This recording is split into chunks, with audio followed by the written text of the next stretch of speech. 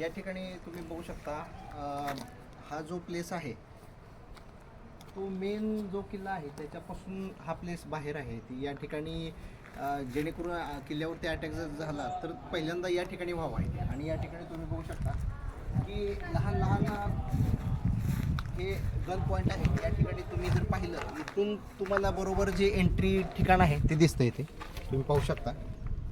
बरोबर किल्ल्याचा जो एंट्री आहे ते या ठिकाणी दिसते.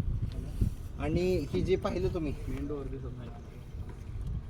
आणि इकडे जर पाहिलं तुम्ही तर हा भुयारी मार्ग आहे.